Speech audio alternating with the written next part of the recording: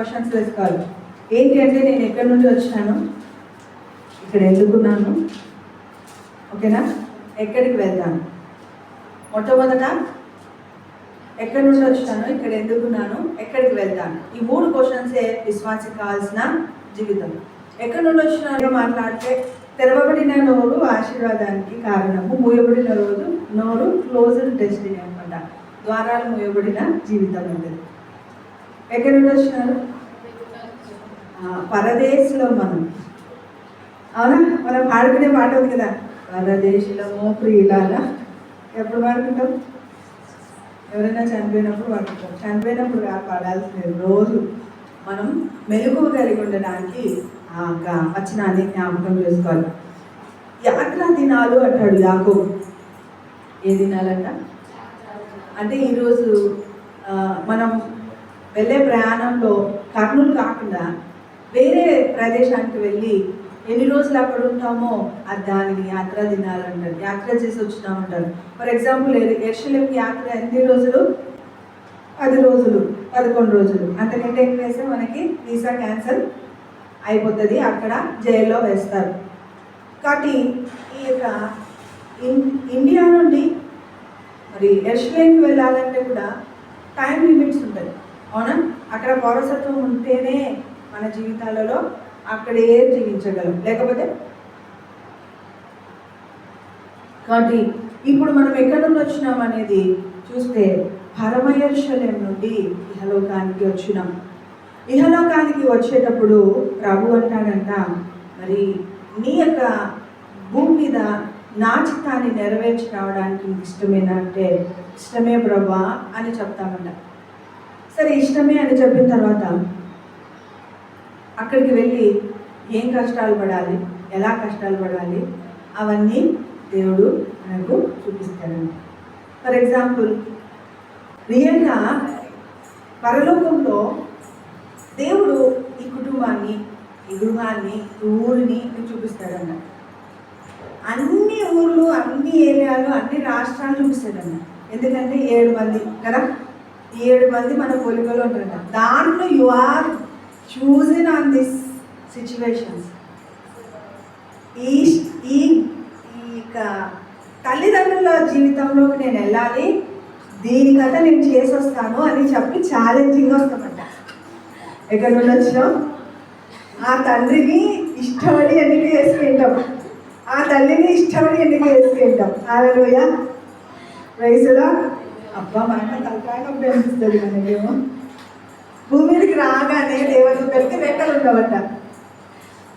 దేవదూతలు భూమికి దిగి వస్తేనే రెక్కలు, భూమిని తాకిన వెంటనే దేవదూతలు, కొన్ని దేవదూతలకి రెక్కలు ఉండవు, కొన్ని మిఖాయిల్, గాబ్రియల్ వీళ్ళకి రెక్కలు ఉంటాయి. కానీ దాదాపు దేవదూతలు ఎవరైనా భూమిని తాకగానే రెక్కలు ఉండవంట. మామూలుగా మానవ రూపులాగానే మనకు కనిపిస్తారు. అట్లా ఎక్కడ అంటే రోదే అనే చిన్నది ఏమంటదంటే, అయ్యా పేతురు వచ్చినాడు బయట అంటే, కాదు అతని దూత అయింటది అని క్లియర్గా రాయబడి ఉంటుంది అక్కడ. కాదు పేతురు అయ్యిండు, అతని దూత అయింటదని. కానీ అక్కడ వచ్చింది పేతురే. ఆయన స్వరాన్ని విని గుర్తుపట్టి అప్పుడు ఆయన తీసుకొస్తాడు, తలుపు తెచ్చి లోపల తీసుకొస్తాడు. అయితే మన పోలికను ఉపయోగించుకుంటాడు దేవుడు దూతలకు. ప్రైజ్ ది లార్డ్, హల్లెలూయా. కాబట్టి ఇంకా మన గార్డెన్ ఏంజల్ అనేది ఉంటుంది కదా, అది కూడా మన పోలికలోనే ఉంటుంది. మన మొక్కలే నచ్చకుంటే మళ్ళీ మనకు ఒక మొక్కం అంటే, అవును నేను అంతగా ఇష్టపడతాడు, డబల్ పూజ్ అంటారు. ఆమేన్, హల్లెలూయా. దేవుడి రూపంలో ఉన్నాం, దేవుని పోలిక చొప్పున మనం ఉన్నాం. కాబట్టి మనము అందరము దేవుని మహిమలో ఉన్నాం. హల్లెలూయా. సరే, మరి దేవుడు మనకి స్టోరీ అంతా చూపించింటాడంట. పుట్టుక నుండి మరణించే వరకు నువ్వేం చేయాలా భూమి మీద, నువ్వేం చేస్తే దేవుడికి ఇష్టకరంగా ఉంటావు అనే యొక్క ప్రతి సిచ్యువేషన్ని ప్రభు చూపిస్తాడు. చూపించినప్పుడు ఇంతే కదా చేసొస్తా దేవా అని వస్తా ఉంటాం. ఏమంటాం? ఇంతే కదా చేసొస్తా అంటామంట. వీడికి వచ్చి ఎందుకక్క, ఎందుకు సిస్టర్, ఏమైందక్క అసలు నా పరిస్థితి అంటే, ఇంతే కదా అనొచ్చుకున్నావు. అర్థం చేసుకోండి. రావడం ఎక్కడి నుండి వచ్చినావు? పరదేశం నుండి వచ్చినావు. మన పురం ఇది కాదు, పరలోకం మన పురము. మరి పరదేశం నుండి ఈ లోకానికి వచ్చిన నీ జీవితము, నీ పరిస్థితులు, నీ స్థితిగతులన్నీ ఆశీర్వాదకరంగా ఉంచాలని దేవుడు కోరుకుంటున్నాడు. మరి ఇక్కడ ఎందుకున్నాం? సెకండ్ క్వశ్చన్, ఇక్కడ ఎందుకున్నాం అంటే ఇప్పుడే అనుకున్నాం కదా, his purpose not our purpose. దేవుని పని నిమిత్తమై వచ్చిన కార్యార్థమై నేను లోకానికి ఏం తెలిసినాను అన్నట్టు కదా. హల్లెలూయా. ఎవరి కార్యార్థమై? నీకోసం వచ్చినవా? మన తండ్రి పని నిమిత్తం. యేసయ్య అంటున్నాడు కదా, నా తండ్రి పని నెరవేర్చుటే నాకు పానమును భోజనమునైనది. క్రీస్తు కంటే గొప్ప మాదిరి మనకి ఇంకెవరు లేరు. మరి తండ్రి చిత్తాన్ని నెరవేర్చుటే భోజనము పానము అని అంటున్న ఆయన అన్నం తినలేదా, నీళ్ళు తాగలేదా అంటే వాటిని మించినది తండ్రి ఉద్దేశాన్ని నెరవేర్చాలని ఆరాట పడుతూ వస్తున్నాడు. 3.5 సంవత్సరాలలోనే సక్సెస్ఫుల్ స్టోరీ యేసుక్రీస్తు. ఆ 3.5 సంవత్సరాలు చేయడానికి 30 సంవత్సరాలు ట్రైనింగ్ తీసుకోవాల్సి వచ్చింది. 30 సంవత్సరాలు మౌన సమయం కదా. కొంతమంది కొన్ని రకరకాలుగా యేసు ప్రభువుని గురించి చెప్తున్నారు. కానీ ఆయన బాల్యం నుండి మరి 30 సంవత్సరాల వరకు తల్లిదండ్రులతోనే ఉన్నాడని, మరి వడ్రంగి పని చేస్తూ కుటుంబాన్ని పోషిస్తున్నాడని, యోసేపు తన తండ్రి త్వరగా చనిపోయిన తర్వాత ఈయన ఇంటి బాధ్యత తీసుకున్న పెద్ద కుమారుడుగా ఉన్నాడని, మరి తల్లి బాధ్యతను మర్చిపోకపోయిన క్రీస్తు దాన్ని పట్టించుకున్నాడని, దాన్ని బట్టి మరి ఆయన ఎంతవరకు శిలువ మరణంలో తన లాస్ట్ ప్రాణం ఉన్నంత వరకు తల్లి మీద బాధ్యతలు తన దాసుడైన యోహానుకు అప్పగించి చనిపోయినాడే తప్ప ఆయన వదులుకోలేదు. ఈరోజు మన పరిస్థితుల్లో మనం ఎలా ఉన్నాం కదా. పరిస్థితులను చూసి భయపడుతూ పారిపోతూ సిచ్యువేషన్స్ని బట్టి ఇక్కడ పుట్టకుంటుంటే బాగుండు, ఈ పొజిషన్స్ ఉండకుంటే బాగుండు అని అంటున్నాం. కానీ దేవుడు ఏమంటున్నాడు తెలుసా, నువ్వు ఉండాల్సిన ప్రదేశం అదే. Praise the lord. నువ్వు చేయాల్సిన కార్యాలు ఇవే. ఉన్న వాళ్ళ దగ్గర అంతా చీకటే ఉంది. మీ ఇంట్లో, మా ఇంట్లో దయాలు పట్టిన వాళ్ళ దగ్గర మంచి జరగాలని అనుకుంటే జరుగుతుందా? వాళ్ళు మంచి చేయగలరా? వెలుగు లేని చోట చీకటిలో మనం ఏం వెతికినా దొరకదు. వాళ్ళు చీకటి అయినారు, మనం వెలుగైనాం. ఆమేన్. పక్క వాళ్ళకి చెప్తామా, యువర్ లైట్. మన దగ్గర నుండి అన్నీ ఇవ్వాలి. ఆమేన్. ఎందుకంటే మనం వెలుగు సంబంధులైన వాటి మన దగ్గర వాళ్ళకి ఏం కావాలన్నా అది దొరకని, కానీ వాళ్ళ దగ్గర మనకేం దొరకదని మనం తెలుసుకున్నాం. వాటికి ఏం ఎక్స్పెక్ట్ చేయొద్దని. Praise the lord. హల్లెలూయా. మొట్టమొదట మనం ఏం ఎక్స్పెక్ట్ చేసి తెలుసా? ప్రేమ, రెస్పెక్ట్, రెస్పాన్సిబిలిటీస్ ఉండాలి వాళ్ళు. కానీ వాళ్ళ దగ్గర అవి ఏం దొరకవు మనకు కాదు. కానీ మన దగ్గర నుండి వాళ్ళు ఎక్స్పెక్ట్ చేస్తారు ఏమంటే, అబ్బో వాక్యం చదువుతావు, దేవుడు అంటే తెలుసు, మళ్ళీ నువ్వు ఇట్లా మాట్లాడాలి. ఇంకా సైతాన్ మనల్ని ఎంత బాగా మాట్లాడాలో అంత బాగా మాట్లాడాలి. అంటే ఇంకా మనం సిలువ వేసుకోవాలన్నమాట. సిలువ వేసుకునేంత వరకు మీరు దేవుడిని నమ్ముతారు, మీరేం చేయరు అనే పొజిషన్ కిందకి మాట్లాడుతూ వస్తారు. కానీ అది వాస్తవం. సాతానికి అప్పుడు థ్యాంక్స్ చెప్పాలి. థ్యాంక్స్ చెప్పి ఏమన్నారా? తప్పిపోకుండా చూస్తున్నాం. హల్లెలూయా, హల్లెలూయా. మరి ఏదైనా డెసిషన్ కోపంలో తీసుకున్నప్పుడు, ఆవేశంలో తీసుకున్నప్పుడు దేవుడు మనం సైలెంట్గా ఉన్నప్పుడు ఆన్సర్స్ ఇస్తాడు. మరి ఇక్కడ ఎందుకున్నావు అంటే ఆయన పర్పస్లో ఉన్నావు. ఆయన చిత్తాన్ని బట్టి ఎవరిని సరి చేయాలంటే నీ కుటుంబాన్ని సరి చేయాలి. ఎవరిని సరి చేయాలంటే నీ యొక్క సరౌండింగ్స్లో ఉన్న పరిస్థితులను, ఏలుతున్న దురాత్మలను మనం నాశనం చేయాలి. అవి కంటికి కనపడవు. ఫస్ట్ లెవెల్ ఏంటి అంటే ఆదికాండం 1:26లో దేవుడు మనల్ని డొమినియన్ చేయమన్నాడు. కాబట్టి భూమి మీద ఉంటున్న బ్లడ్కి సంబంధించి, ఫ్లెష్కి సంబంధించిన వాటన్నింటినీ జయించాలి. దేనికైతే ఫ్లెష్ ఉందో వాటన్నిటినీ జయించాలి. దేనికైతే బ్లడ్ ఉందో వాటన్నిటినీ జయించగలగాలి. అంటే ఇవి నామినల్ స్టేజెస్.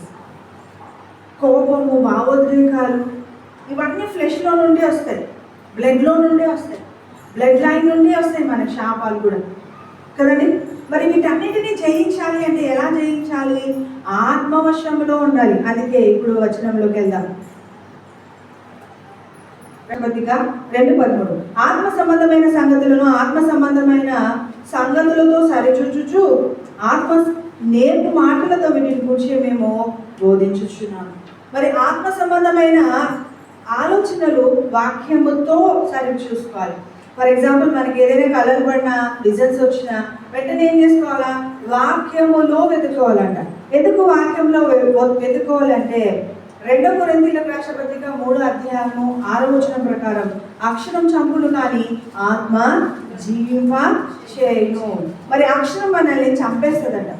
అక్షరం చంపేస్తుందంటే కొంతమంది వాక్యాన్ని వాక్యంగా బోధిస్తారు, A to Z కదా, అక్షర సంబంధులుగా అంటే చదువుతారు. వాక్యాన్ని గడగడ చదివేసి చదివేసినాము, బైబిల్ మొత్తం అయిపోయింది అంటాం. కానీ వాక్యాన్ని ఎంతగా చదువుతున్నావు, వాక్యాన్ని ఎంతగా అర్థం చేసుకుంటున్నావు అనేది ఇంపార్టెంట్. అర్థం చేసుకొని కొంచెం చదివినా పర్వాలేదు, ఆ అర్థం చేసుకునే దానికంటే ఎక్కువగా అన్వయించుకోవాలి. అప్పుడే మనం వెలుగుమయం అవుతాం. ఆమేన్, హల్లెలూయా. మరి అలాగే కొంతమంది పట్టి భయంతో చదువుతారు వాక్యాన్ని. అలా చదివితే వాళ్ళిద్దరిని కూడా భయానికే గురి చేసే బోధతో ఉంటారు. వాక్యాన్ని అక్షరంలాగా చదవకూడదు. ఒకటి, వాక్యాన్ని బట్టి పట్టేదానికి ఊరికే ఎన్ని రెఫరెన్స్లు వస్తున్నాయని నేర్చుకోవడానికి చదవకూడదు. అది మార్పు లేని జీవితం. అలా బోధించినప్పుడు ఇతరులలో కూడా మార్పు చూడలేదు. ఒక బాలుడు బైబిల్ చదవకుండా ఇర్రెస్పాన్సిబుల్గా అంటే ఒక తాతయ్య ఆ బాలుని పిలిచి, నాయన నువ్వు బైబిల్ చదువుతావా అంటే చదవడం లేదు, కనీసం నేను ఒక పని చెప్తాను చేస్తావా అంటే, చెప్పండి తాతయ్య చేస్తాను, సులువైన పని ఏదైనా చేస్తా కానీ బైబిల్ మాత్రం చదవని అంటాడండి. అప్పుడు ఒక జల్ల, మాసిపోయిన జల్ల నుంచి దీని నిండా నీళ్ళు తీసుకురాబో అని అంటాడండి. సో చెరువులో నుండి నీళ్లు తవ్వుకొని ఆ జల నిండా మోసుకొని పరిగెత్తుకుంటూ వస్తూ ఇంటికి వచ్చేసరికి జల్లలో నీళ్ళు ఉండవు. సో మళ్ళీ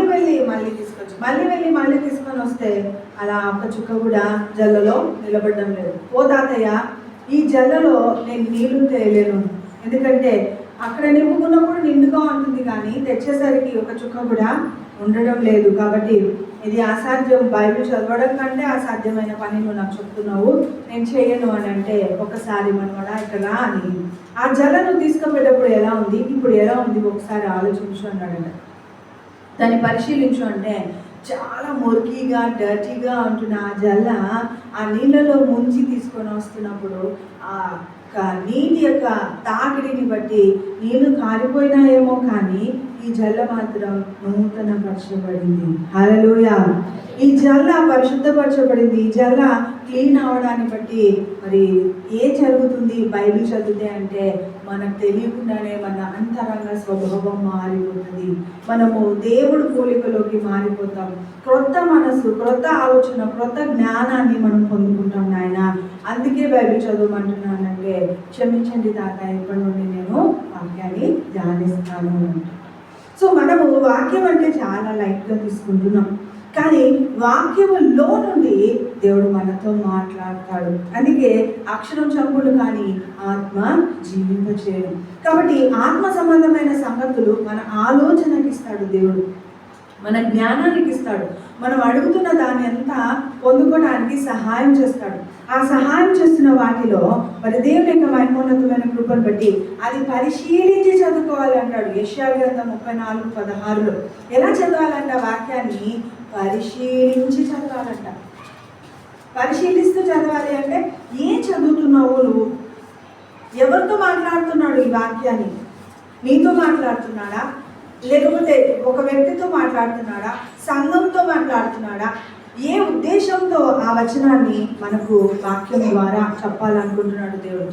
పరిశీలించి చదువుకోవడం వలన ఆత్మ సంబంధమైన బోధ మనకు అర్థమవుతుంది. పరిశీలించకుండా క్యాజువల్గా చదివితే వాక్యాన్ని మనము ఆస్వాదించలేము. యెషయా 34:16లో మరి పరిశీలించి చదువుకోవాలి అంటున్నాడు. మరి అలాగే కీర్తన 1-2 ఎప్పుడెప్పుడు చదువుకోవాలా? పాపాన్ని ఒప్పింపజేసే గ్రంథం ఇది కాబట్టి దివారాత్రములు ధ్యానించాలి. జీవం వైపు నడిపించే గ్రంథం కాబట్టి దివారాత్రములు ధ్యానించాలి. ఇది క్రైస్తవులకు ఒకటేనా అంటే కాదు, సకల జనాంగానికి. ఎందుకు అంటే యోహాను సువార్త అంతటి కొరకు ఇవ్వబడిందంట ఈ వాక్యం. ఈ లోకమంతటి కొరకు ఈ వాక్యం ఇవ్వబడింది కాబట్టి ఒక క్రైస్తవులకు మాత్రమే సంబంధించింది కాదు. ఎవరికి సంబంధించింది? ప్రపంచ సృష్టి అంతటికి సంబంధించింది. అందుకే లోకముని ఎంతో ప్రేమించి తన ఏకైక కుమార్ని మన కొరకు తండ్రి అప్పగించడం జరిగింది. ఆయన లోక మానవులందరి కొరకు మరణించి పునరుద్ధానుడైనాడు. ఒక్క క్రైస్తవులకు మాత్రమే కాదు, ఒక కేటగిరీ కాదు, ఇది మతము కాదు, ఇది నమ్మకం, ఆచరించాల్సిన మార్గం. కాబట్టి ఈరోజు మన జీవితంలో వాక్యము దివారాత్రులు ధ్యానించాలి. అంటే అక్క బైబిల్ రోజు పట్టుకొని తిరగాలంటే బైబిల్ని ఇలా మీద పెట్టుకునే పడుకునేవాడండి, అంటే పక్కన పెట్టుకునే పడుకునేవాడు. ఎందుకయా అంటే ఒక వచనాన్ని గుర్తు చేసుకొని మర్చిపోతే వెంటనే లైట్ వేసుకొని మళ్ళీ తెరిచి మళ్ళీ ఆ వచనాన్ని ఎవరేసుకోండి. మనం కదా ఇంగ్లీష్ పోయాల్సి మర్చిపోతే టింగ్ అని మళ్ళీ తీసి చదివి మళ్ళీ నేర్చుకుంటాం. ఏది కష్టతరమో దాన్ని మనం పొందుకోవడానికి మళ్ళీ మనం నేర్చుకోవడానికి ఆ యొక్క రాత్రి అంతా ప్రయాసపడతాం, రేపు ఎగ్జామ్ ఉన్నప్పుడు మాత్రమే, లేదంటే టీచరు మిమ్మల్ని అడుగుతానాయా అని చెప్పినప్పుడు మాత్రమే. అంటే అలర్ట్గా ఉన్నప్పుడు ఆ యొక్క పోయండి మనం నేర్చుకుంటాం. తర్వాత నేర్చుకున్న తర్వాత మళ్ళీ ఒకసారి అట్లా తిప్పేస్తే మనకు ఈజీగా వస్తుంది. అంటే నేర్చుకునేటప్పుడు మాత్రమే కష్టం, కానీ ఆ ఇయర్ అంతా ఓకే దాన్ని జ్ఞాపకం చేసుకుంటే, అంటే అది నేను ఆ రోజు నేర్చుకున్న ఎంత వస్తుంది అని మనం టెస్ట్ చేసుకుంటే మాత్రం ఖచ్చితంగా చాలా పోయం మనకు గుర్తుంటుంది. ఎక్కడో ఒక చిన్న లైట్గా అక్షరాలు యూజ్ చేస్తాము, అండ్ ఎస్ నో అనే పదాన్ని, కానీ దాన్ని కూడా మళ్ళీ మళ్ళీ నెమరు వేయడాన్ని బట్టి ఇక మర్చిపోము. Praise the lord. అప్పుడు ఎప్పుడో నేర్చుకునే ట్వింకిల్ ట్వింకిల్ లిటిల్ స్టార్ అవైవంట ఇప్పుడు కూడా చెప్పగలుగుతున్నారా? జాని జాని అవన్నీ కొన్ని రిథమిక్గా రైమింగ్గా మన లైఫ్లో ఉన్నాయి. ఆ లైఫ్లో ఉంటున్న వాటిని మనం క్యాజువల్గా తీసుకోకుండా ఇష్టంగా తీసుకున్నాం, అందుకే అవి అంత ఇష్టంగా ఉన్నాయి కదా. పిల్లలు ఎప్పుడైనా మనకి కదా కొత్త పోయాల్సి వచ్చినాక అరే ఇది నాకు తెలియదురా కదా, సో తెలియదు అని అంటున్నాం. కానీ ఇప్పుడు చూడండి, పిల్లలకి కార్టూన్ రూపంలో చూపిస్తున్నందువలన అక్షరాలు రాకపోయినా పోయమ్స్ వస్తున్నాయి పిల్లలు. ఎందుకు?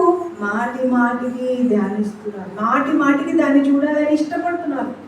ఇష్టపడుతున్నందువలన వాళ్ళకి ఏమొస్తుందండి, ఆ పద్యం యొక్క అర్థాన్ని వాళ్ళు క్యాజువల్గా అర్థం చేసుకుంటున్నారు. తర్వాత వాళ్ళకి పదాలు వచ్చినప్పుడు రాయడం నేర్చుకుంటారు.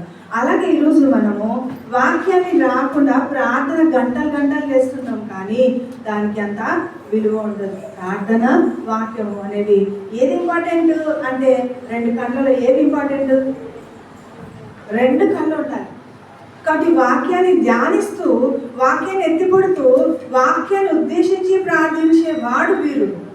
అంటే వాక్యాన్ని ఆత్మలోకంలో ఖడ్గంగా ఉపయోగించాలి అని అంటున్నాడు. వాక్యాన్ని ఖడ్గంగా ఉపయోగించాలి. ఇక్కడ చూడండి, మోషేకి ఇచ్చిన రాతి పలకలకి అంత మహిమ ఉంటే మానవుని హృదయం మీద రాస్తున్న ఈ యొక్క వాక్యము ఇంకా ఎంత మహిమ గలది అంటాడు అపోస్తలుడైన పౌలు. ఎక్కడ రాసినాడంట? హృదయమను పలక మీద రాసినాడంట. హృదయమను పలక మీద మనకి చాలా మార్క్స్ ఉన్నాయా? లేవక్క, నా హృదయం బాగా, నా హృదయానికి ఏం గాయాలు లేవనే వాళ్ళు ఎవరైనా ఉన్నారా? కనీసం మన ఏజ్ తగినట్టు ఒక చిన్నదాన్ని ఉంటుంది కదా. అది ఎట్లా ఉంటుందంటే ఫ్రెష్గా ఉంటుంది. ప్రతి ఒక్కరి జీవితంలో మనకి ఎట్లుంటుంది, ఇప్పుడు గుర్తు తెచ్చుకున్నప్పుడు, గతాన్ని మనం గుర్తు తెచ్చుకున్నప్పుడు సంతోషకరమైనవి ఎట్లున్నాయి అని చెప్తే ఒక 100 రాయగలుగుతామేమో, కానీ మన జీవితంలో గాయం కలిగజేసిన మాటలు ఎన్నున్నాయి, సందర్భాలు ఎన్నున్నాయంటే చాలా తక్కువ రాయగలుగుతాం, కానీ అవి చాలా ఎక్కువగా గుర్తుంటాయి. గాయాలు చాలా తక్కువ, కానీ ఎక్కువ పెయిన్ ఉంటుంది. ఎక్కువగా నేర్చుకోవడానికి ఆ గాయాలు మనకు గుర్తుంటాయి. అయితే ఈరోజు ఆ గాయాల వలన ఏమంటున్నారంటే మహిమ పొందబడిన వారంగా ఉంటామంటున్నాడు. ఆమేన్. అంటే ఇప్పుడు గాయం వలన మహిమ ఎక్కువ పొందుకుంటామా, పొగడత వలన మహిమ ఎక్కువ పొందుకుంటామా? గాయం వలన. అబ్బా నేను ఇప్పటి నుండి శ్రమనే హత్తుకుంటానంటామా? శ్రమను హత్తుకోవాలి. శ్రమను మనం కౌగిలించుకోవాలి. అక్క ఇప్పుడున్న శ్రమలు చాలా లెక్క అని అంటారా? చాలు అన్నవాడు వీరుడు కాదు. ఎందుకంటే ఈ స్టోరీని మనం ఇష్టపడి వచ్చినాం. Praise the lord. ఈ గ్రాఫ్ మనం గీసుకోవాల్సిన గ్రాఫ్. నీ తల్లి ఎవరు, నీ తండ్రి ఎవరు, నీ ఉద్దేశం ఏంటి, నీ పిలుపు ఏంటి అంతా చెప్పిన తర్వాతనే నిన్ను కర్నూలు పంపించినాడు. అంతా చెప్పిన తర్వాతనే ఆ తల్లిదండ్రులు అబ్బా మా అమ్మ మా నాన్న ఎంత మూర్ఖులు తెలుసా సిస్టర్, నీకు అర్థం కాదంటే అవును మా అమ్మ మా నాన్న కూడా మూర్ఖులే. Praise lord. హల్లెలూయా. వాళ్ళు పెరిగే కొద్దీ మనకు పిల్లలు అవుతారు, మనం వాళ్ళకి తల్లిదండ్రులు అవుతాం. అది మనకు అర్థం కాదు. పిల్లల్ని అని తంతే ఇంటడా వాడు గుండు బాస్ గారు ఇప్పుడు ఏడుస్తున్నాడు, వాడిని బయటకు పంపించడం. ఇన్నకు చెబితే వాడు వింటాడా, మనకు అర్థం కాదు ఈ లాంగ్వేజ్. అట్లనే మన తల్లిదండ్రులు మనం పెరిగే కొద్దీ చిన్నగా అయిపోతారు కాబట్టి వాళ్ళకు కూడా అర్థం కాదు. Praise lord. హల్లెలూయా. పిల్లలకి భయపడే పొజిషన్ వస్తుంది అంటే తప్పుడు చూడడానికి కూర్చుంటారు వాళ్ళు, మనం అంటే కూర్చుంటారు. మన ఇంటి పక్కల ఏమనండి కూర్చుంటారా? మన అమ్మ నాన్నని ఎవరైనా ఇంటి పక్కల వాళ్ళు వచ్చి తిట్టినారనుకో ఇంకా వాళ్ళ కథనే. కానీ మనమంటే ఎందుకు భరిస్తున్నారు, మనమంటే ఎందుకు ఓడ్చుకుంటున్నారంటే నీ స్టోరీ అది, దానికి నువ్వే ఆడతారు కాబట్టి నువ్వే దానిని కావాల్సిన గ్రాఫ్ నువ్వు చిత్రీకరించుకోవాలి. విశ్వాసం అనే గ్రాఫ్ ఎట్లా ఉండాలంట, ఇట్లా స్ట్రైట్గా పైకి వెళ్ళాలంట. ఆర్థిక శాస్త్రంలో ఫినాన్షియల్ రేఖ ఎట్లా ఉండాలో స్ట్రైట్గా ఉండాలంట. అట్లా కాకుండా ఇలా ఇలా ఇలా ఇలా ఉందనుకో చండాలమైనదే. కానీ ఇట్లా వెళ్ళి ఇట్లా దిగి వచ్చిన బెల్ షేప్ వచ్చిందనుకో మన నాలుకను సరిగా వాడడం లేదు విశ్వాసంలో. డౌట్ అనేది మన యొక్క ర్యాంక్ని ఇంప్రూవ్ చేయదంట. డిప్రెషన్ అనేది మన యొక్క గోల్ని చేరుకోనివ్వదంట. కాబట్టి ఈరోజు డౌట్ డిప్రెషన్ పోవాలంటే ఆత్మ సంబంధమైన సంగతులు సరి చూసుకుని ఆత్మ నేర్పు మాటలతో వీటిని గూర్చి మేము మీకు బోధించుచున్నాము అంటే వాళ్ళు చదివింది నిజమా అని ధ్యానించింది నిజమా అని చూసిన దాన్ని బట్టి దాన్ని జయించగలిగినాం, మేము జయించిన దాన్ని మీకు చెప్తున్నాము అంటున్నారు. హల్లెలూయా. చాలా మంది విజువలైజేషన్ యొక్క శక్తి చాలా ఎక్కువ అని అంటున్నారు. దేవునికి స్తోత్రం. అయితే ఈరోజు నేను మీకు ఒక వాక్యాన్ని ఏదైనా చెప్పాలని నిలబడుతున్నప్పుడు ఒక న్యూస్ చదువుతున్న వారికి ఎలా పిక్చర్ని ముందర పెడుతున్నారో దాన్ని బట్టి ఎలా చెప్పగలుగుతున్నారో అలా ప్రభు నాకు దర్శనాన్ని చూపిస్తూ దాన్ని నేను మీకు ఎక్స్ప్లెయిన్ చేయగలిగే రీతిగా నాకు బోధింపజేయడానికి నా నోటిని సరి చేస్తున్నాడు. అంతేకాని నేను జ్ఞానినని ఇక్కడ నిలబడడం లేదు, నన్ను నేను శూన్యం చేసుకొని ఇక్కడ నిలబడతాను. ప్రభు ఏం చెప్పాలి, ఎట్లా ఆరంభించాలి అనేసి ప్రతిదీ ఆయన మీద నిలబడతా. అందుకే నువ్వు ఎక్కడి నుండి వచ్చినావు అనేది చాలా ఇంపార్టెంట్. అక్కడి నుండి వచ్చినావు అనేది నువ్వు నిర్ణయించుకోగలిగితే, ఇక్కడ ఆయన పని చేయాలని నువ్వు నిర్ణయించుకోగలిగితే అక్కడికి వెళ్ళడానికి కావాల్సిన మార్గాన్ని నీకు దేవుడు సమకూరుస్తాడు. కాబట్టి ఇక్కడున్నప్పుడు నీ నోటిని నువ్వు బాగా తెరువుము, దాన్ని నేను నింపెదను అన్న వచనం నెరవేర్చబడుతుంది. ఆమేన్. హల్లెలూయా. నువ్వు నోటిని బాగా తెరువు అంటే తెరవడానికి నేను ఇష్టంగా ఉన్నప్పుడు దేవుడు ఖచ్చితంగా వినడానికి కావాల్సిన జ్ఞానమును, చూడడానికి కావాల్సిన కన్నును నీకు అందిస్తాడు. పిక్చరైజ్, ఇక్కడ ఏ పాట పాడాలి, నేను ఎవరింటికైనా వెళ్ళినప్పుడు ఏ ఆశీర్వచనాన్ని పలకాలి, నేను అవన్నీ ప్రభువే ఆత్మ ద్వారా మనకు బయలుపరుస్తాడు. అయితే మొట్టమొదట మన జీవితంలో ఏముండాలంటే వాక్య జ్ఞానము అన్వయించుకున్న వారుగా ఉండాలి. వాక్యాన్ని దివారాత్రములు ధ్యానించేవారుగా ఉండాలి. కీర్తనలు 1 మొత్తంని ఆ యొక్క సంకీర్తనలు అంతా బట్టి కొట్టిన వాళ్ళు ఎంతమంది ఉన్నారో, ఒక చేయనా 2 చేతులైనా కీర్తన 1 దేవుని స్తోత్రం. మా చేతులు ఎత్తుతున్నారు. సో కీర్తనలు 1 అంటే కళ్ళు మూసుకొని చక్క చెప్పేస్తాం. 23 కీర్తన అంటే కూడా టక్ చెప్పేస్తాం. 91 అంటే ఇంకా మాస్టర్ చెప్తాం కదా. 103 అంటే నా ప్రాణమా యెహోవాను సన్నిధించుము, ఆయన చేసిన ఉపకారంలో దేనిని మరవకు అన్నట్టు. మరి దేవుని యొక్క మహిమోన్నతమైన కృపను బట్టి ఆయన నీకు వాక్యం చదువుతున్నప్పుడు ఈరోజు ఏం జరగబోతుంది, ఎలా జరగబోతుంది? ఆల్రెడీ వాక్యం ద్వారా మాట్లాడాలి. మాట్లాడిన దాన్ని కళల ద్వారా మాట్లాడాలి. కళల ద్వారా మాట్లాడిన దాన్ని మనుషుల ద్వారా మాట్లాడాలి. మనుషుల ద్వారా మాట్లాడిన దాన్ని పరిస్థితులు సరిచేయబడము, దేవదూతలు నీకు సహాయం చేయడము నువ్వు కన్నులారా చూస్తుండాలి. ఆ కన్నులారా చూసిన దాన్ని అన్వయించుకున్న దాన్ని బట్టి అప్లై చేసుకున్న విధానం ఏంటో నువ్వు ఇతరులకు తెలియజెప్పగలిగే సాక్ష్య జీవితం జీవించగలగాలి. హల్లెలూయా. అలా మేము జీవించగలిగినాము, అదే మీకు బోధిస్తున్నాము అని అంటున్నాడు అపోస్తలుడైన పౌలు. Praise the lord. ఈ రోజు నుండి నేను ఇష్టంగా జీవించాలనుకుంటున్నానని చెప్తాం మా పక్క వాళ్ళకి. ఎంత కష్టమో అంత ఇష్టంగా బ్రతకాలనుకుంటున్నాను. ఆమేన్. హల్లెలూయా. ఫర్ ఎగ్జాంపుల్, పిల్లలు తప్పు చేసినారు అనుకోండి, తల్లిదండ్రులు తప్పు చేసినారు అనుకోండి, అన్నదమ్ములు తప్పు చేసినారు అనుకోండి, ఎవరిది తప్పు? మనదే, వాళ్ళది కాదు. Praise the lord. హల్లెలూయా. అమ్మ తప్పు చేసింది అనుకో, ఎవరిది తప్పు? మనదే తప్పు, వాళ్ళది కాదు తప్పు. Praise the lord. అదే ఏదో తప్పదో అదే చెప్తున్నా, ఆత్మబోధ ఇది. అవునా? ఆత్మబోధ. ఎందుకంటే వాళ్ళను సరి చేయగలవు. నువ్వు చపాతీ పిండి వాళ్ళైతే చపాతీ కర్ర అనమాట. అవునా? లేదంటే ఒక పెన్నం నువ్వు సలాకి నువ్వే. కానీ వాళ్ళ షేప్లోకి రావాలంటే ఫైర్ కూడా నువ్వే. కాబట్టి ఈరోజు మన జీవితంలో యోబు 22 నుండి 23 తీయించదు. వాక్యాన్ని ఆత్మానుసారంగా చదవాలి, నేర్చుకోవాలి, ధ్యానించాలి. వాక్యాన్ని ఎలా చదవాలంట? ఆత్మానుసారంగా. ఈరోజు ఏం మాట్లాడతావు దేవా? ఇష్టంగా తినడానికి కూర్చుంటాం కదా. ఎట్లా కూర్చుంటాం? ఏం తినాలి అని కూర్చుంటామా మనం? ఎట్లా కూర్చుంటాం? ఆకలిస్తే ఎట్లుంటుందో అని కూర్చుంటాం. అది టేస్టీగా ఉందనుకో, దానివల్ల ఉన్న అనుభూతిని మన సెన్స్ ఆర్గాన్స్ అన్నీ ఆస్వాదిస్తూ మా super awesome, really today is very special. ఒక్కసారి చెప్తారా అట్లా మీ అమ్మకి? చెప్తారా? బాగా స్తోత్రం, మీ అమ్మ జన్మ ధన్యమైనట్లుగా. ఆడవాళ్ళ యొక్క మైండ్ ఏంటి తెలుసా? చేసినామంట బాగాలేదన్న గురించి బాగుంది సూపర్ అన్న, అంతే. ఇంకా బాగా చేస్తారు, ఇంకా బాగా చేస్తారు అన్నమాట. హల్లెలూయా. ఇది ఏమంటా బాబు చెడ్డాలంగా ఉందంటే అసలు ఇంకా మనకి రోజు చెడ్డాలంగానే ఉంటుంది. Praise the lord. హల్లెలూయా. తినే ప్రతి గింజ మీద దాని పెరుగుతాయి కానీ వాళ్ళకు నామని అన్నాడు. అవునా? అన్నారా లేదు? మన పేరు రాసింటేనే ఆ భోజనం మన దగ్గరికి వస్తుంది. అయితే ఆ భోజనం ఇది రుచి లేదు, ఇది పనికిరాదు, ఇది నాకొద్దు అని మనం మాట్లాడకూడదు. అందుకే నేను ఈ యొక్క ఎలిమెంట్స్లో ఈ పంచభూతాలకు ఒక శరీరము ఉంది. అదే దేవదూతలు కమాండ్ చేస్తున్నారు అని ప్రకటన గ్రంథంలో మనం చూస్తున్నాం.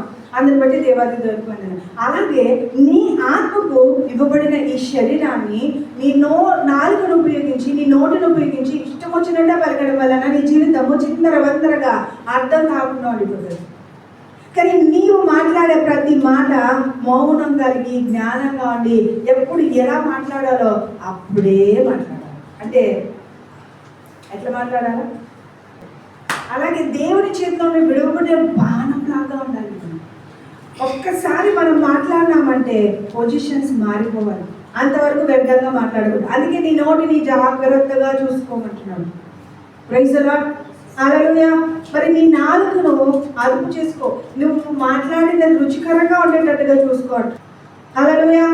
సో రుచికరంగా ఉండాలంటే ఏం చేయాలని? వాక్యాన్ని నెమరు వేస్తున్న వారుగా ఉండాలి. నాలుకని సాధు చేయాలంటే ఏం చేయాలని? అన్య భాషలు మాట్లాడేవారుగా ఉండాలి. నాలుకని సాధు చేయగలిగినది ఒక అగ్ని, అదే అభిషేకం. అభిషేకం ద్వారా అన్య భాషలు మాట్లాడాలి. అన్య భాషలను అపేక్షించండి అంటున్నాడు దేవుడు. అన్య భాషలు ఎవరికి? అవిశ్వాసుల నిమిత్తం అంటున్నాడు. ప్రవచనం ఎవరికి? విశ్వాసుల నిమిత్తం అంటున్నాడు. మరి ప్రవచించడం కంటే కూడా నీకు ఉపయోగకరంగా ఉండాలి అంటే ఏం చేయాలంట? అన్య భాషలు మాట్లాడడం వల్ల వాడు ఎరుగలిగే దేవుడితో మర్మాలను మాట్లాడుతున్నాడు. కాబట్టి నువ్వు ఎలా బ్రతకాలి, ఎలా నడిపించబడాలి? నువ్వు మాట్లాడుతున్న భాషలను వింటున్నప్పుడే దానికి ఒక ఇంటర్ప్రిటేషన్, ఒక పిక్చర్ రూపంలో రావచ్చు, లేకపోతే వాయిస్ రావచ్చు, లేకపోతే కావలసిన జ్ఞానంతో కూడిన మార్గములు సుగమము అవుతూ రావచ్చు. కాబట్టి ఈ రోజు నుండి మనం దేవుణ్ణి అపేక్షించాల్సిందంటే వాక్యాన్ని ఆత్మానుసారంగా చదువుతూ ఈ వరము నా దగ్గర లేదు, ఈ వచన ప్రకారం ఈ ఆశీర్వాదం నేను ఇంకా పొందుకోలేదు, ఈ ఆశీర్వాదాన్ని పొందుకోవాలంటే నేనేం చేయాలి అని, ఎలా నేర్చుకోవాలని దానికి సంబంధించి ప్రభు దగ్గర మనం కూర్చోవాలి. హల్లెలూయా. మనుషులు నేర్పడం కొంత అయితే ప్రభు నేర్పడం చాలా ఎక్కువ అంటాడు అపోస్తలుడైన పౌలు. ప్రభువే మనకు అన్నీ నేర్పిస్తాడు కాబట్టి నా యొక్క లెవెల్ వేరు అని అంటాడు. హల్లెలూయా. సో మన యొక్క స్టేటస్ని, ర్యాంక్ని పెంచుకోవాలి. ర్యాంక్ని పెంచాలి. మన ఆత్మీయమైన ర్యాంక్ ఎప్పుడు పెరుగుతుందంటే శోధించబడిన ప్రతిసారి ర్యాంక్ పెరుగుతుందండి, ప్రతిసారి. కాబట్టి మన జీవితంలో అలాంటి ర్యాంక్ పెరుగును కాక. ఆమేన్.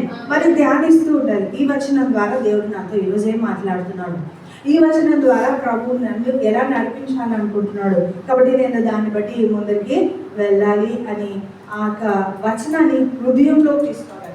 కొంతమంది మైండ్లో పెట్టుకొని ఉంటారు. మైండ్లో పెట్టుకోవడం అంటే రెఫరెన్స్ చెప్తుంటే పట వాక్యం చెప్పేస్తుంటారు, లేదంటే వాక్యం చెప్తే రెఫరెన్స్ చెప్పేస్తుంటారు. అలా జీవించరు. హృదయంలో తీసుకున్నప్పుడు జీవిస్తాం. నీ దశమ భాగములెల్లా దేవుడివి. సమయంలో, జీవితంలో, ధనములో మనం దేవుడికి ఇవ్వాలి. కానీ మనం ఏం చేస్తున్నామంటే అస్సలు అన్నింటిలో దొంగిలిస్తున్నాం. అన్నింటిలో దొంగిలించడాన్ని బట్టి మీ జీవితం కూడా సాధారణ దొంగిలించుతున్నాం. కాబట్టి మన జీవితంలో ఎక్కడ సరి చేసుకోవాలా, ఎలా సరి చేసుకోవాలా, ఏం చేయాలా, ఎట్లుంటే మనం ఆశీర్వదించాం, ఎట్లుంటే దీవించబడతాం. మనం ఒక నెల వెయ్యలేకపోతున్నాము దశమ భాగం అంటే అవమానంగా ఫీల్ అవ్వాలి. ప్రభా, ఎక్కడ చీడ పురుగులు నా జీవితంలోకి వచ్చినాయి, ఎక్కడ. సో నా జీవితంలో మిడతలు రావడానికి, గొంగళి పురుగులు రావడానికి, పసర పురుగులు వచ్చి తినేయడానికి ఎక్కడ నేను కారణమైనాను, అది నాకు సరిచేయి ప్రభా. ఎందుకంటే నాకు ఫినాన్షియల్ బ్లెస్సింగ్స్ అవసరమైంది. ఫినాన్షియల్గా నేను బ్లెస్ అవ్వాలి. అలాగే నీ ఆస్తి విషయంలో శత్రువులు తయారైనారా, అప్పుడు నీదే తప్పు అని అంటున్నాను. కాబట్టి నీవిచ్చిన డెస్టినీలో నేను వెళ్ళకుండా ఉండడానికి ఎక్కడ సోమరిగా ఉన్నాను. ఊరికి కంటిన్యూగా నేను ప్రార్థిస్తున్నా, ప్రభా ఇది చేయి, ప్రభా అది చేయి, ప్రభా అలా చేయి, ప్రభా ఇలా చేయి. కానీ నేర్చుకున్న వాటిని, ధ్యానించిన వాటిని అప్లై చేయలేకపోతున్నాను. అంటే ఈరోజు ఫర్ ఎగ్జాంపుల్ మా అమ్మ నన్ను బాగా శోధిస్తుంది అనుకుందాం, లేదంటే మీ మమ్మీ బాగా శోధిస్తుంది, లేకపోతే నీ భర్త. శోధించబడుతున్న ప్రతి పరిస్థితిలో ఎలా ఉండాలంటే వాళ్ళని శోధిస్తున్న దురాత్మ వాళ్ళ వెనకాలన, వాళ్ళ లోపలన, వాళ్ళ ఆలోచన లేకుండా దాన్ని బ్రేక్ చేయాలి. ఆమేన్. ఇప్పుడు వచ్చిన వాళ్ళు ఎవరైనా కానీ వస్తూనే రాని నేను ప్రే చేస్తాను తప్పు అనిపోయి వాళ్ళ మీదేదో చేయి పెట్టకూడదు.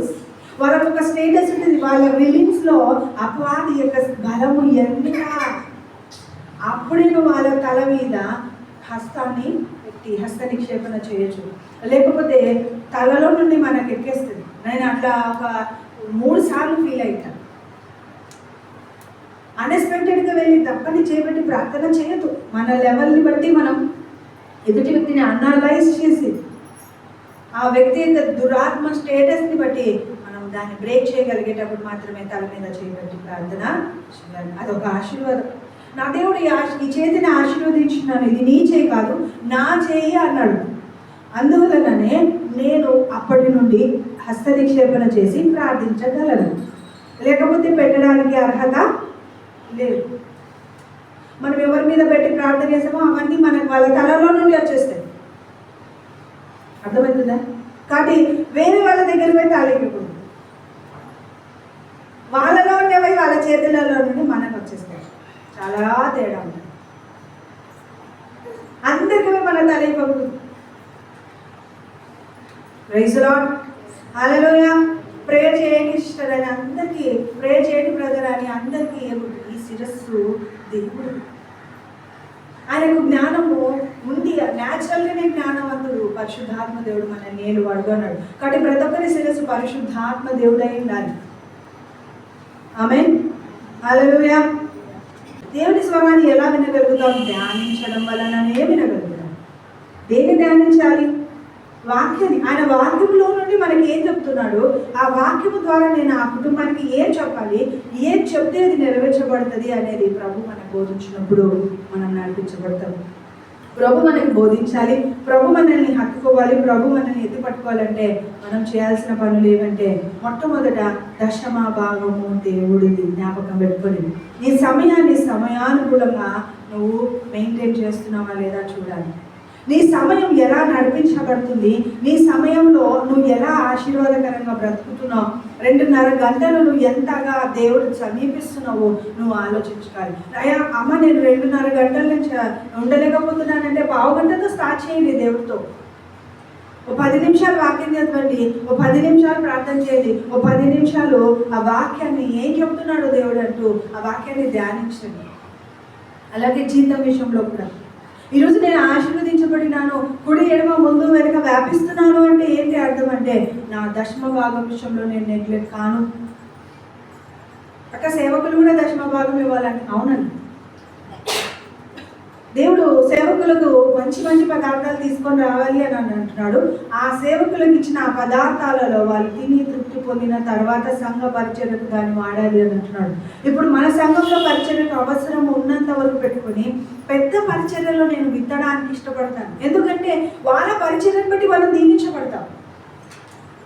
ప్రైజ్ ది లార్డ్, హల్లెలూయా. పరిచర్యకి మనం విత్తితేనే ఆశీర్వదించబడతాం. మీకు అర్థం అవటం లేదు. దేవుడికి నేను 10 రూపాయలు ఇస్తే అబ్బా నాకు చాలా కష్టం ఉంటుందో లేదో రేపటి కానీ మీరు అనుకుంటున్నారు.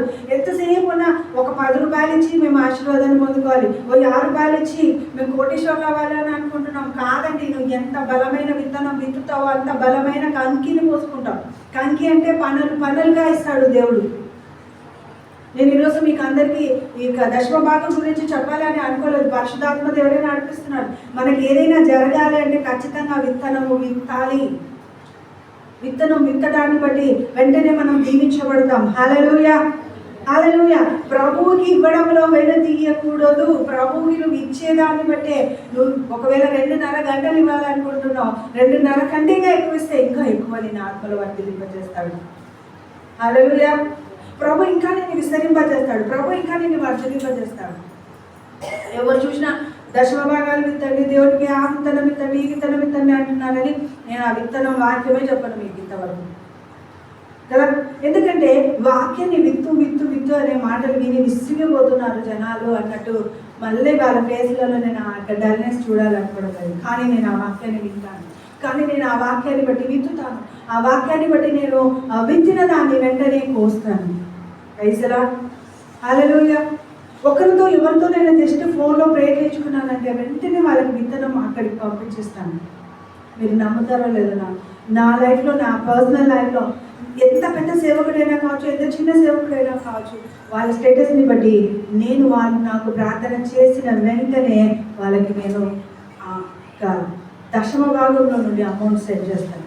ఒకవేళ దశమ భాగం అయిపోయింది, ఈ నెల 30,000 అనుకోండి, 3,000 అనుకో, 3,000 ఇచ్చేసినాను అనుకోండి, మళ్ళీ ఎవరో ఒకరి ద్వారా నేను ఎవరితోనైనా ప్రేయర్ చేయించుకున్నాను అనుకోండి, వెంటనే దశమ భాగం అయిపోయినా కూడా నేను చెప్తాను. అందుకే నా లైఫ్లో నేను ఈరోజు బ్లెస్ అవుతున్నాను. Praise the lord. చాలా ఇంపార్టెంట్. సో అప్పటి నుండి ప్రతి దాన్ని లెక్క పెడతాను. ఇంతకుముందు నేను బ్యూటీ పార్లర్ ఉన్నప్పుడు ఈరోజు 1000 రూపాయలు వచ్చింది అనుకోండి, ఆ రోజు 100 రూపాయలు ఆ షాప్లో పెట్టి మిగిలిన ఇంటికి తెచ్చేదాన్ని. అంటే సరుకు తెచ్చిన తర్వాత సరుకులో నుండి సరుకు తీసేసిన తర్వాత వచ్చిన లాభంలో నుండి నేను దేవుడికి విత్తేదాన్ని కాదు. నాకు వచ్చిన అమౌంట్లో నుండి 10% తీసేదాన్ని. అప్పుడు చాలా ప్లస్ అయినాను నేను.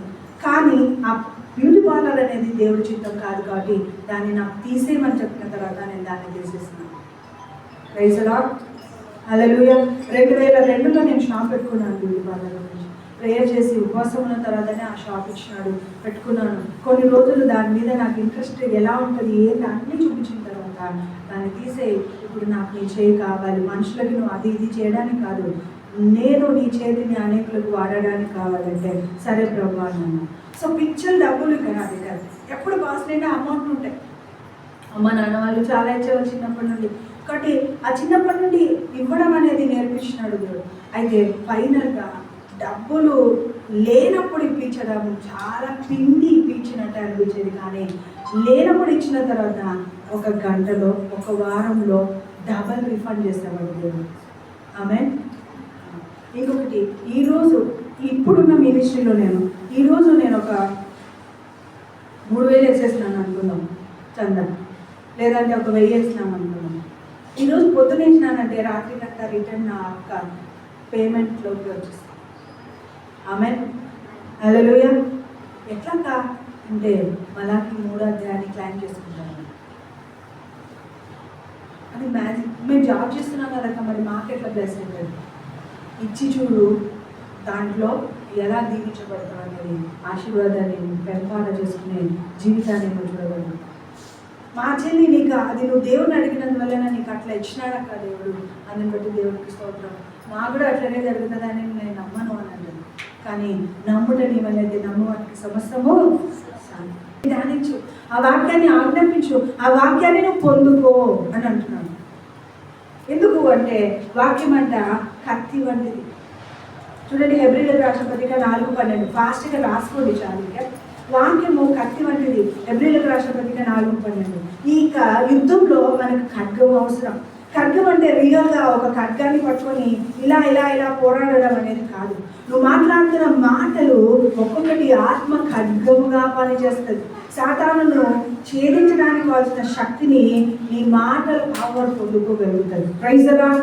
అందుకే ఎఫెసీయులకు రాసిన పత్రిక 6:17 ఆత్మ ఖడ్గమును ధరించండి అని అంటున్నాడు. 12 దురాత్మల సమూహంతో మనం పోరాడుతున్నాం కనుక సర్వాంగ కవచమును ధరించాలంటున్నాడు. సర్వాంగ కవచంలో వాక్యం అనేది ఆత్మ ఖడ్గము అంటున్నాడు. యుద్ధంలో ఖడ్గం లేకుండా మనం ముందరికి వెళ్ళలేము. హల్లెలూయా, హల్లెలూయా. కాబట్టి దైవికమైన కృపను బట్టి, దైవికమైన ప్రేమను బట్టి ఆ కత్తి వంటి దాని యొక్క పదును తగ్గకూడదంటే వాక్యం నీ నోట, నీ లోపల, నీతో ఉండి నిన్ను నడిపించాలి. హల్లెలూయా, హల్లెలూయా. మరి వాక్యము ఇర్మియా 23:29 2 మాటలు చెప్తున్నాడు. ఒకటి సుత్తి వంటిది, ఒకటి అగ్ని వంటిది.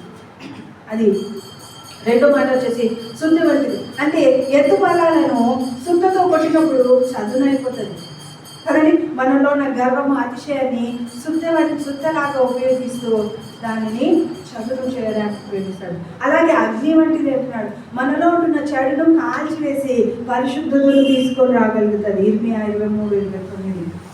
మరి బండలను బద్దలు చేయవంటిది కాదా నా మాట, సిద్ధ వంటిది కాదా నా మాట అని ఇర్మియాలో అన్నట్టుగా అగ్ని వంటిది కాదా అని అంటున్నాడు. మరి ఆయన అగ్ని వంటి వాడే అయినాడు. అలాగే మలాకి 3:2 ఏమంటున్నాడంటే సబ్బు వంటిది అని అంటున్నాడు.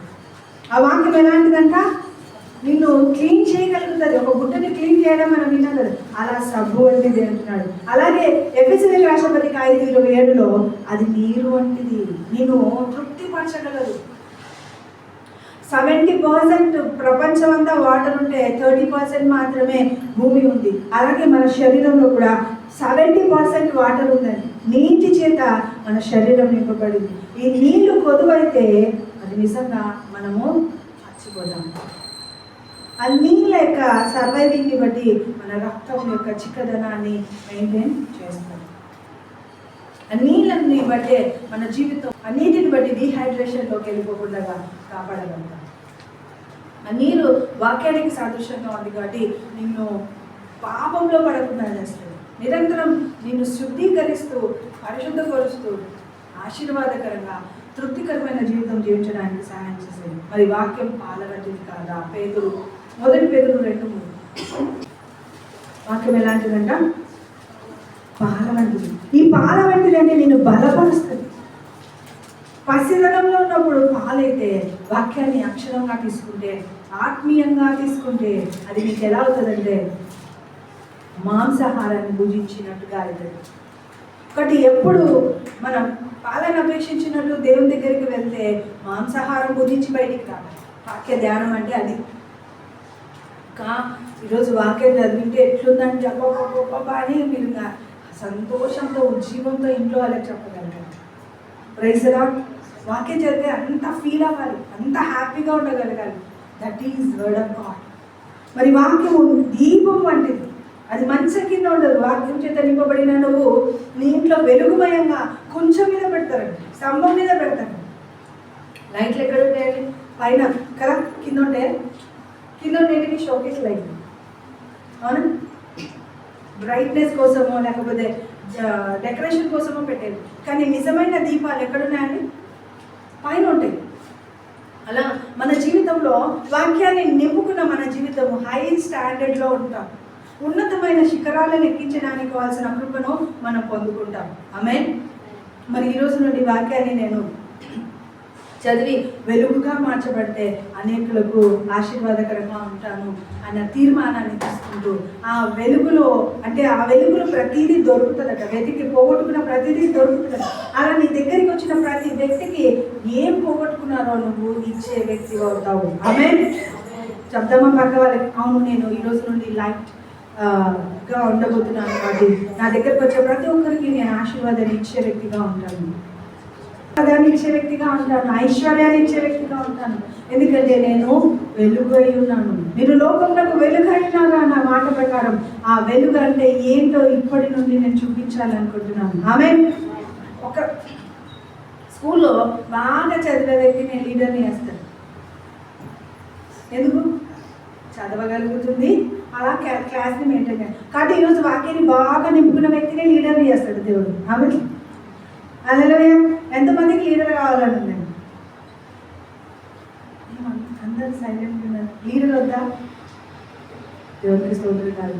లీడర్ అవ్వడం అంటే మనం ఐశ్వర్యవంతులు అవుతాం. జనబలం, ధనబలం, ఆరోగ్య బలం, ఆశీర్వాద బలం సమస్తాన్ని పొందుకోగలిగే ఆధిక్యతతో కూడిన నడిపింపు మనం పొందుకుంటాం. హల్లెలూయా. మరి అది ఐశ్వర్యం అంటే. ఉత్త డబ్బు ఉంటే మనుషులు లేకపోతే వేస్ట్ అండి. ఏముండాలా? జనబలం ఉండాలి, ఐశ్వర్యం ఉండాలి, ఆరోగ్యం ఉండాలి, ఆశీర్వాదం ఉండాలి, అలాగే సమస్త ఈవులు మనకు లోబడేటట్టుగా ఉండగలుగుతారు. 4 దిశల ఆశీర్వాదాలు మనల్ని హత్తుకోగలిగేటట్టుగా ఉండాలి. సో అదే స్పిరిచువల్గా, మెంటల్గా, తర్వాత ఫినాన్షియల్గా, హెవెన్లీగా, ఎర్త్లీగా మనం బ్లెస్ అవ్వాలి అని అంటారు. ఆమేన్. హల్లెలూయా. సో ఈ రోజు నుండి మనం అలాంటి వెలుగుతో నింపబడుతుంది కాక. వాక్యం అర్థం వంటిది. యాకోబు 1:23 అర్థంలో మనల్ని మన తప్పులను సరి చేసుకుంటాం కదండి. అరే ఇక్కడ బాలేదు, అదే ఇక్కడ సరిలేదు అని మనల్ని మనం సెట్ చేసుకుంటాం. అలా మన జీవితాలలో వాక్యము మనల్ని సెట్ చేస్తుంది. అలాగే వాక్యము తేనె వంటిది. కీర్తన 119, 103 వాక్యము తేనె వంటిది. ఆ జిహ్వకు మధురాన్ని ఇస్తుందంట. సో వాక్యాన్ని నువ్వు ధ్యానిస్తున్నప్పుడు నీ కరెంట్ షాక్ కొట్టాలి. వాక్యాన్ని నువ్వు ధ్యానిస్తున్నప్పుడు ఆ వాక్యం యొక్క పవర్ నువ్వు అనుభవించగలగాలి. అదే పరిశుద్ధాత్మ అభిషేకం. హల్లెలూయా. వాక్యాన్ని చదువుతున్నప్పుడు వచ్చే అనుభూతి వేరు, వాక్యాన్ని రియల్గా ఆస్వాదించి దర్శనమే రావడం వేరు. Praise the lord. ఇంతవరకు ఎప్పుడైనా వాక్యం మీ కళ్ళకు కనబడించిందా అండి? పడుకున్నప్పుడు, లేకంటే ధ్యానిస్తున్నప్పుడు, ప్రార్థన చేస్తూ కూర్చున్నప్పుడు ఒక గోడల మీద అక్షరాలు చూపించడము, రెఫరెన్స్ కనబడుతుంది. దేవుడికి స్తోత్రం కలుగుతుంది. మనం ఏదైనా ప్రార్థన చేస్తున్నప్పుడు కళ్ళ ముందర ఒక పిక్చర్ వచ్చేస్తుంది. ఎంతమందికి వస్తుంది? దాన్ని దర్శనం అంటారు కదా. లేదా కళ వస్తుంది, దాన్ని పోయి మనం వేరే వాళ్ళకి చెప్తాం. మొన్న లక్ష్మికి ఏదో కళ వచ్చిందంట నా గురించి, వచ్చి అక్కడ నేను చాలా యాంగ్జైటీ ఉన్నానని నిన్న చెప్పింది, ఈరోజు రాలేదు. నిన్న మొన్న కదా, మొన్న చెప్తాను. ఎందుకు తెలుసా? అదే పవర్, అదే తేనె, అదే మన జీవితాన్ని అద్భుతంగా మారుస్తుంది. ఇతరులకి చెప్పగలిగేటట్టుగా మనల్ని ఉత్తమమైన మార్గం కూడా నడిపిస్తుంది. తర్వాత లూకా సువార్త 8:11 ఇది విత్తనమైంది, మంచి విత్తనమైంది. కాబట్టి ఆ వాక్యం నీలో విత్తుకుంటున్న కొద్దీ క్రీస్తు ఎదగడం ఆరంభమవుతాడు. క్రీస్తు నీలో రావాలి. యేసు శరీరధారిగా ఈ లోకంలో వచ్చి మరణించి మృత్యుంజయుడైన తర్వాత ఆయనను క్రీస్తుగా అభిషక్తుడిగా పిలుస్తున్నాం. కాబట్టి మనలో శరీరంగా ఉంటున్న మనము ఆత్మగా మార్చబడాలి. పునరుద్ధాన శక్తిని మనం చూపించగలగాలి. క్రీస్తు స్వారూప్యంలోనికి వచ్చిన వారుగా, క్రీస్తు మనసును కలిగిన వారుగా మనం మార్చబడాలి. అందుకోసమే ఆ విత్తనాన్ని మనలో విత్తుకుంటాం. హృదయమును పొలములో ఆ విత్తనాన్ని విత్తుకోవాలి. విత్తిన దాన్ని ఫలించేటట్టుగా చూసుకోవాలి. హల్లెలూయా. ఫలింపు లేకుండా విత్తిన విత్తనము ఇతరులకి బోధిస్తే చచ్చిన వారుగా ఉంటారు. కాబట్టి దానివల్ల ప్రయోజనం లేదు. మత్తయి 4:4 రొట్టె వలన మనం ఏం పొందుకుంటామండి? శక్తి పొందుకుంటాం, జీవం కలిగి ఉంటాం. 2 రోజులు తినలేదంటే అయ్యో నేను ఏం తినలేదు, నాకు ఏమి పరిస్థితి అర్థం కాలేదని అనుకుంటాం మానసికంగా. కానీ తినకపోతే కూడా సర్వైవ్ అవ్వచ్చు 50 రోజుల వరకు. కానీ ఫిజికల్గా మనం అలా ఫీల్ అవ్వడానికి ఒక నిర్ణయం, గట్టి నిర్ణయం తీసుకుంటేనే ఉండగలం, లేకపోతే ఉండలేము. దేవుడి చిత్తంలో ఉంటేనే ఉండగలం, లేకపోతే ఉండలేము. వాటర్ తాగుతూ భోజనం చేయకుండా 50 రోజులు మనం ఉండగలము. ఆమేన్. సో దైవికమైన కృపను బట్టి అలాంటి కృపతో మనల్ని దీవించును గాక. మరి యోబు గ్రంథంలో 22 తీసి చదవండి అంటారు కదా.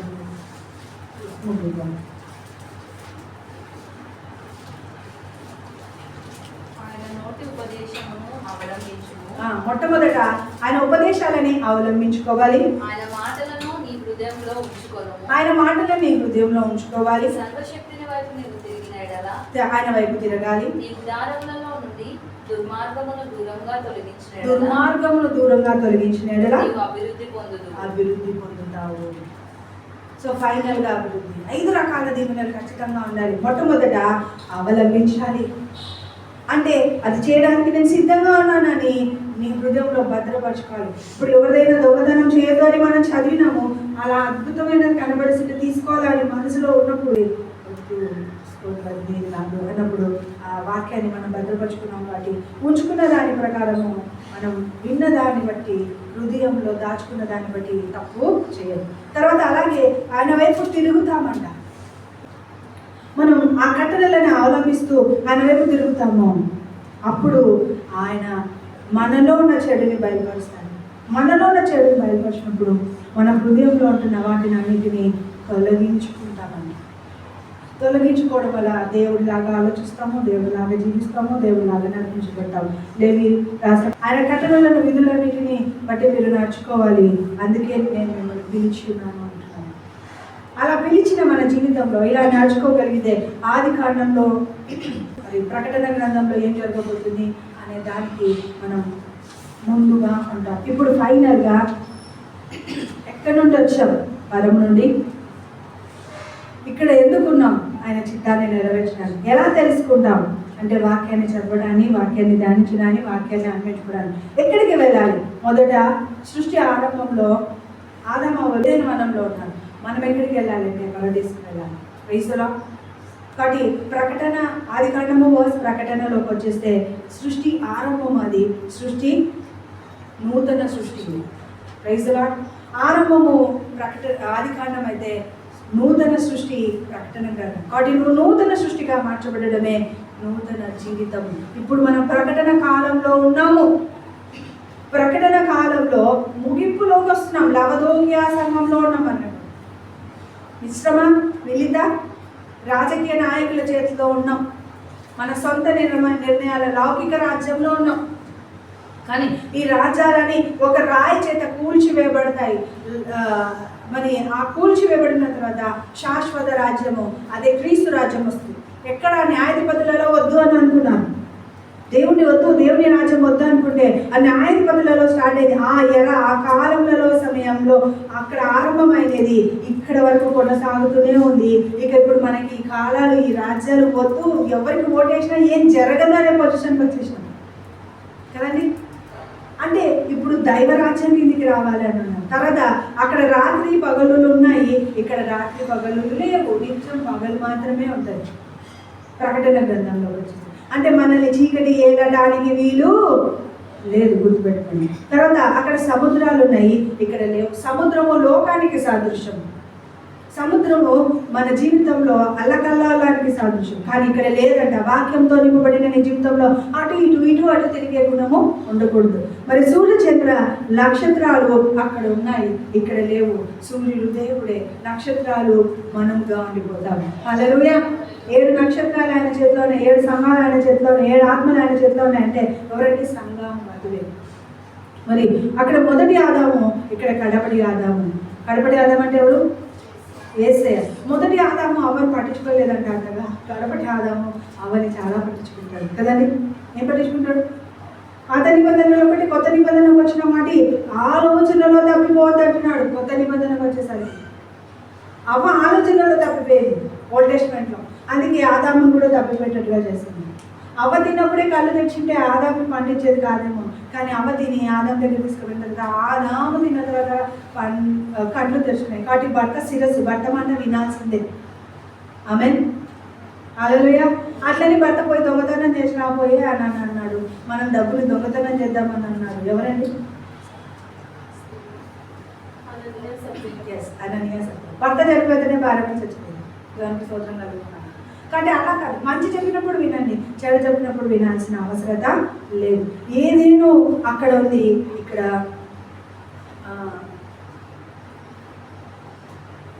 సరే, ఏదేంలో ఒక నది ఉంది, ఇక్కడ జీవజల నది ఉంది. ఆ నదిలో ఉన్న నీళ్లు నాలుగు పాయలుగా ప్రపంచం అంతటా వాడుతుంది అని అంటున్నారు. కానీ ఇక్కడ జీవజల నది ఒకటి మాత్రమే ఉంది, దేవుని సింహాసనం ఎదురుండి అది పారుతుంది. ఆ నది భూమికి వచ్చి 4 పాయలుగా అయింది, కానీ పైన వచ్చేసి స్ఫటిక నది, జీవజల నది మనము ఆస్వాదించబోతున్నాం. ఆమేన్. తర్వాత మొదటి వివాహము, కడపటి వివాహము. తర్వాత సాతాను శోధన భూమి ఉంది. సాతానుకు వేదన నిన్ను శోధించిన సాతానుకు శిక్ష ఉంది, భయపడాల్సిన అవసరం లేదు. అయితే ఫస్ట్ దగ్గర శాపాలు వచ్చినాయి. ఇక్కడ ఫైనల్ పరలోక రాజ్యంలో శాపం అనేది లేకుండా ఎంటర్ అవుతాం. పరదేశంలోకి మళ్ళీ శాపం అనేది ఉండదు. ఇక జీవవృక్ష ఫలాలు తిననివ్వలేదు, కానీ ఇప్పుడు మనం జీవవృక్ష ఫలాలు తినబోతున్నాం. ఆమేన్. హల్లెలూయా. జీవవృక్ష ఫలం అంటే వాక్యమే అండి. ఆ వాక్యాన్ని పండు రూపంలో తినాలి అనే సమయాన్ని దైవ రాజ్యంలోకి వచ్చినప్పుడు తింటాం. హల్లెలూయా. మరి భూమి మీద ఉన్నాయి ఇప్పుడైతే, కానీ ఒకే చట్టం వస్తుంది. అనేక భాషలు ఉన్నాయి ఇప్పుడైతే, కానీ దేవుడి భాష మాత్రమే పరదేశంలో ఉంటుంది. మరణము ఉండదు. అయితే భూమి మీద ఆదికాండంలో మరణము సంక్రమించింది. అలాగే తర్వాత దుఃఖము ఇక్కడ భూమి మీద ఉంది. ఆదికాండంలో దుఃఖం ఉంది, ప్రకటనకు వచ్చేసరికి దుఃఖము ఉండదు. దేవునికి భయపడి మరి దాక్కుంటున్న ఆదామవలను చూస్తున్నాం, ఆది దంపతులను. కానీ ఫైనల్గా మనము ఆయన ముఖ దర్శనం చేసుకోగలిగే బిడ్డలుగా మార్చబడడం ఆయన చెప్తాను. ఎంతమంది ముఖ దర్శనాన్ని కలిగి ఉండాలనుకుంటున్నారో వారందరి ఉద్యమించి నెరవేర్చబడి కనుక వాగ్దానము ఇవ్వబడింది. కానీ ప్రకటనలోకి వచ్చేసరికి ప్రతి కన్నీటి బాష్పంలో తుడిచివేయబడుతుంది అనేది నెరవేర్పులోకి వస్తుంది. ఆమేన్. హల్లెలూయా. మరి ఏదేనులో బహిష్కరణ జరిగింది, కానీ పరదేశకు ఇప్పుడు ఆవిష్కరణ ఎంట్రన్స్ లాగా ఉంటుంది. యుగాలు ఉన్నాయి, కానీ ఇక్కడ యుగాలలో నిత్య జీవం ఉంటాయి. ఎరాస్ అంటారు యుగాలు కదా. ఓల్టేజ్ ఆదికాండం నుండి 5 పంచకాండాలను ఒక ఎర అంటే, న్యాయాధిపతుల నుండి ఒక ఎర అని అంటున్నాడు. మరి రాజుల గ్రంథాలన్నీ ఒక ఎర అని అంటున్నాడు. మరి ప్రవక్తల కాలాన్ని ఒక ఎర అంటున్నాడు. పత్రికల కాలాన్ని ఒక ఎర అంటున్నాడు. మరి అలాగే అపోస్తుల కార్యం నుండి పత్రికలు అన్నీ ఒక ఎర అయితే, ప్రకటన అనేది ఒక ఎర, లాస్ట్ ఎర. ఈ ప్రకటన గ్రంథంలో ఉంటున్న మన జీవితాలు ఎత్తబడి గుడిలో ఉండడం కాక అందరం కాలు మోసుకుందాం.